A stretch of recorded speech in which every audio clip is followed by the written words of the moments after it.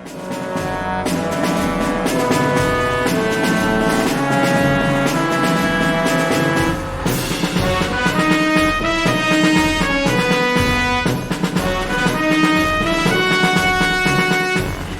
Explorers!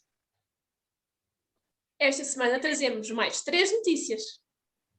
E trazemos também a nossa convidada especial, a Andreia. Olá!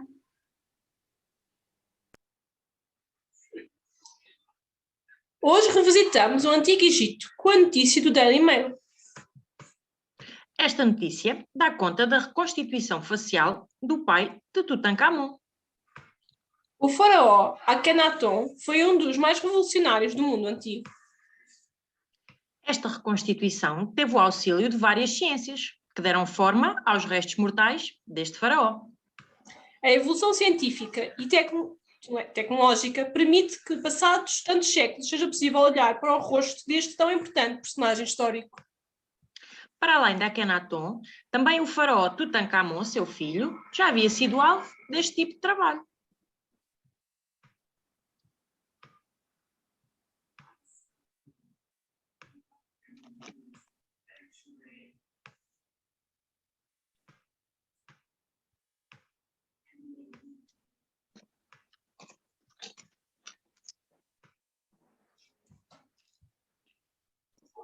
Então, a notícia de hoje, como puderam ver, começamos aqui pelo Akhenaton, um rei, neste caso um imperador, rei, como quiseram chamar, da antiguidade do faraó. Egito. Exato, um faraó. Acho que esta notícia é bastante importante e o que fizeram também, a reconstituição do rosto deste faraó, já haviam feito para o Tutankhamon e agora fizeram para o seu pai. Acho que é importante, lá está, dar, como já falámos anteriormente, dar o rosto às personalidades da história, que nós já ouvimos falar, principalmente através dos textos e tudo o que vem saindo. Agora é importante ver que existe uma imagem. Eu acho que é interessante ver o facto de a arqueologia acabar por trabalhar com as outras ciências, porque eles mencionam as várias ciências que trabalharam com esta reconstituição, para além do que a Cristiana disse, de conseguirmos dar uma cara a uma personalidade histórica, acaba por nos aproximar mais daquela personalidade e em vez de vermos só como alguém que foi muito importante, vemos-o como um ser humano também. E lá está, acaba por dar valor a todas as ciências que trabalham nestas áreas e valorizar o seu trabalho. Eu acho que nós passamos muita imagem, os arqueólogos passamos muita imagem de um lugar, de um objeto e nunca fazemos uma ligação mais sentimental quando estamos a analisar aquilo que encontramos. Para nós é um objeto, sim, pertenceu àquela pessoa, mas não tem um tipo de emoção dentro dele. E quando damos cara a estas vozes que já não estão connosco, não é? Com milhares de anos, e damos cara a estas pessoas, não só nos torna mais próximas da pessoa e mais próximas da história que ela fez, como também nos dá um entendimento melhor sobre as características, apesar que às vezes pode passar alguma coisa ao lado, o que for, o nariz pode ser mais pequeno ou maior, mas dá-nos uma proximidade muito maior com a história que se passou e faz-nos reviver essa história sem termos de olhar só para o objeto, sem analisar só o objeto, e quando apegamos no objeto, a cara da pessoa pode desaparecer de memória ou de lembrança porque sabemos que pertenceu a ela. E aqui faz com que deixemos de ser humanos apegados a objetos e passamos a humanos apegados à personalidade que pertenceu ao objeto. Também achei muito interessante porque, desculpa André, Tá, como o ano passado fizemos estágio no Museu de Loures e estivemos a fazer a limpeza de esqueletos, de ossos, de crânios. É interessante porque no fundo nós estávamos ali a limpar aqueles crânios, principalmente os crânios, lá está, que é o rosto da pessoa, sem sequer saber quem são, sem sequer conhecer as suas feições, E mesmo com a arqueologia do Egito e a história, às vezes é difícil dar um rosto a lá está, estes esqueletos, a estas múmias. É muito giro ver quando surgem novas múmias e tudo mais, mas fica sempre aquela, como é que seria a pessoa? Qual é o rosto que está por trás daquela pessoa?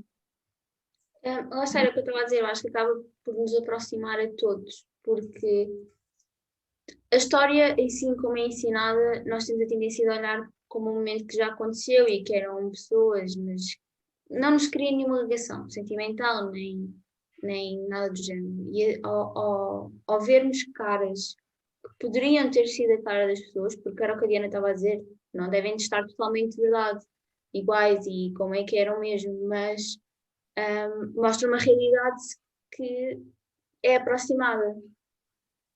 Acaba por fazer com que nós próprios olhemos para a história como uma coisa que, ok, calma, isto aconteceu mesmo, isto era uma pessoa real, isto não é uma criação que nós andamos aqui a inventar e que a malta conta porque acredita que ser desta forma. Porque nós vemos o esqueleto é uma coisa, vemos a cara é outra. E vemos que eram todas pessoas diferentes e não são todos iguais, né? Mas sim, acho que a notícia está interessante nesse aspecto e com as imagens que mostram, porque eles mostram várias quantidades de imagens que nos podem ajudar a compreender as coisas mais facilmente. A forma como foi feito o processo de reconstituição e tudo também está Sim, lá. eles explicam o que é que foram buscar para quais foram as músicas, essas coisas. Por isso, ajuda imenso. Sim, a construção da notícia em si está boa e está, não digo aliciante para pessoas que querem só saber o básico, mas está interessante. Está uma notícia em que nós começamos e depois não queremos parar de ler porque tem a informação toda e diz como descreve como é que foi feito o processo. Esse processo também foi utilizado, este está a ser utilizado por várias pessoas, por vários cantos do mundo, mas o que eu tenho mais conhecimento foi feito numa múmia, também do Egito, claro. Foi feito para um programa de televisão, Expedition Unknown, com o Josh Gates. Eles foram também ao Egito, conseguiram a permissão do Museu do Cairo para verem se aquela múmia pertencia à mulher deste senhor, do Akhenaton. E eles fizeram a reconstrução facial da senhora para comparar com o busto dela, que está em exposição na Alemanha. E foi também lá feito, para quem quiser ir ver, que vá procurar, porque há essa informação, e nota-se que é um trabalho extensivo. E nesse programa também mostra um pouco alguns clipes de como é que o trabalho foi feito, primeiro de criação em 3D, porque aquilo são feitos, o crânio é lido com uma leitura de feixes de luz, exato. Depois é feito um modelo 3D para as pessoas poderem trabalhar com as mãos e não trabalhar só no computador.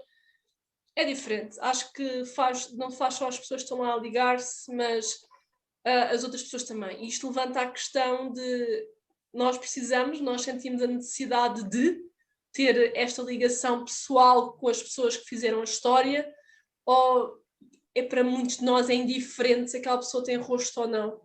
Porque nós não estamos aqui para dar rosto às pessoas, nós estamos aqui para contar a história deles. E até se tu olhares bem para o que vem na notícia, o filho do senhor, o Tutankhamun, se tu vires a reconstituição que foi feita e a máscara funerária que ele utilizava, não são assim tão parecidos. Claro que é sempre aquele caso do embelezamento que era feito na época. Sim. E nota-se ali uma grande diferença. E Mas ajuda também... muito a compreender, neste caso, a compreender o estado das deficiências, por exemplo, desse senhor, do Tutankhamun. Sim, isso é verdade, mas isto também depois levanta as conspirações todas que aquela máscara não era dele, pertenceria então a Nefertiti,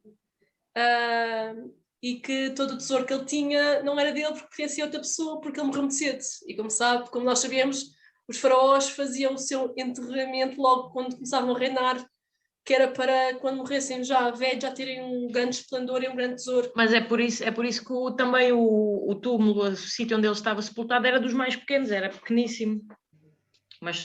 E dentro desse pequeno túmulo onde ele estava, tinha todo aquele tesouro que foi encontrado na altura. Eu acho que estas questões, mesmo há bocado a Diana estava a perguntar se será que nós precisamos desta visão mais pessoal da história ou se nos é indiferente.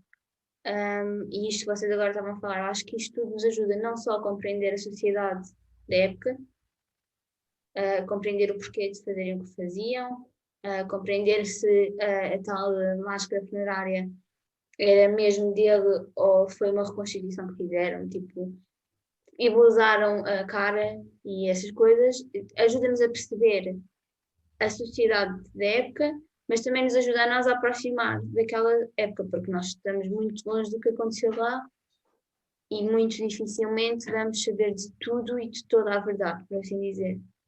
Mas vai-nos ajudar a perceber a mente deles e a mente.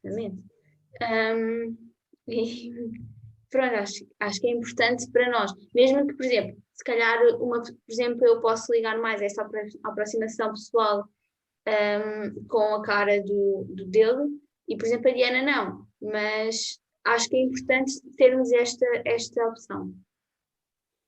E torna-se interessante a evolução da própria ciência, porque se chegarmos a um ponto em que dá para fazer reconstituições de caras de pessoas mortas há não sei quantos anos, é interessante se ver também. Espero que tenham gostado da nossa notícia e se tiverem algum comentário ou alguma dúvida, metam nos comentários. E na próxima quarta-feira voltamos com mais discussão e mais notícias. Até quarta! Quarta!